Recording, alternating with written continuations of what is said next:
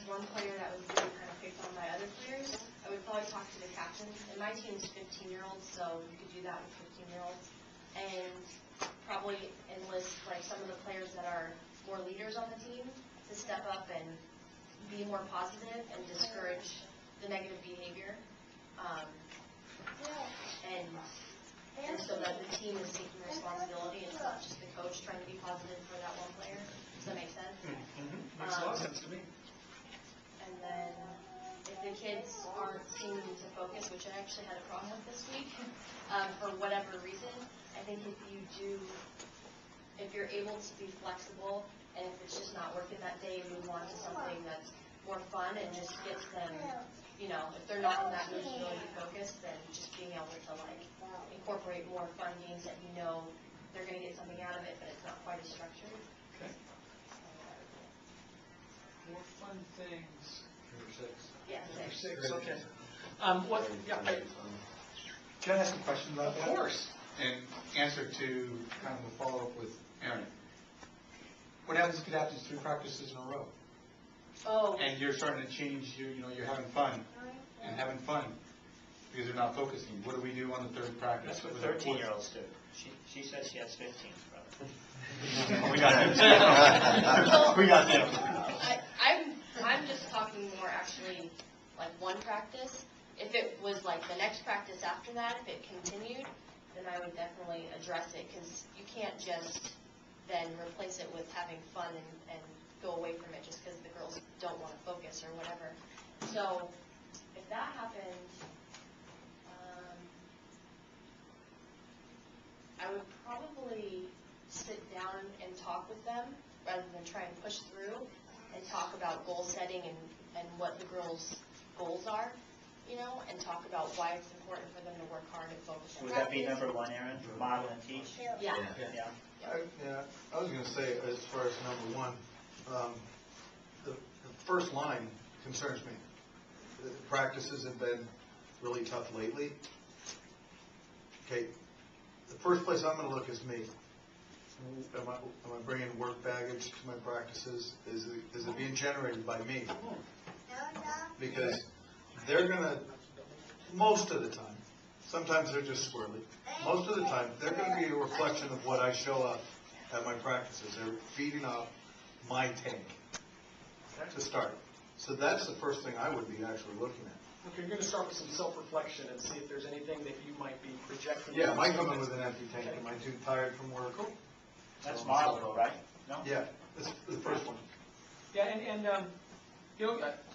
getting back to Erin and what if it happens to, she talked about incorporating some fun activities, but that was part of the strategy. That wasn't the only thing. If I heard correctly, she was also going to get her captains to draw upon their leadership and give them first crack at it. Definitely. Okay. What else? Other thoughts on this?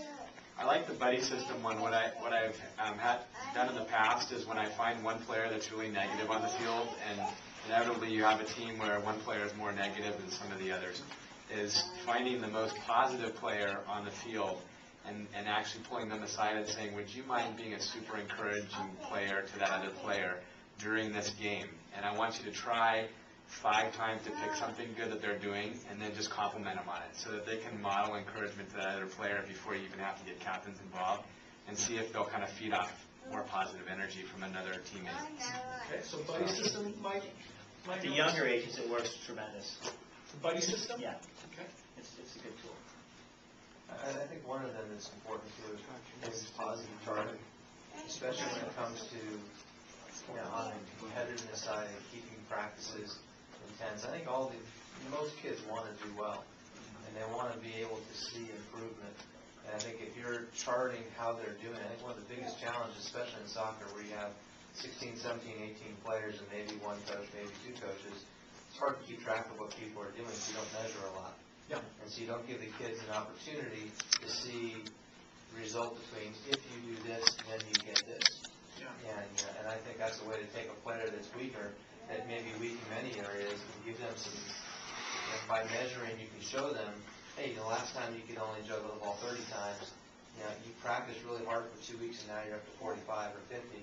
You can improve now. Okay, shown improvement in juggling. Now let's go to collections and how well you can control the ball. And I think if you can figure out metrics to do that, and then also too, I think just in team drills as well, is keeping track of, I think positive charting is a good way to do it, because I think all these kids want to do well. Yeah.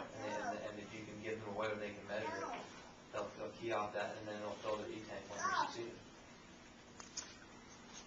They really enjoy that too, because I use charting a lot, and you can call up any player right now and ask them on 6, 8 different skills, and they can tell you their number, and they can tell you what they expect to get the next time. I'm laughing to myself because I've used positive charting with college-age players, and they can't wait to They see want it. what's on that chart when I post it. Well, just for your information, when we designed this scenario, we were thinking in terms of tools. We were thinking in terms of model and teach the E-tank. We were thinking about the buddy system. We were thinking about develop player coaches, which is a little bit along Erin's strategy of getting her captain. Select a player of the day.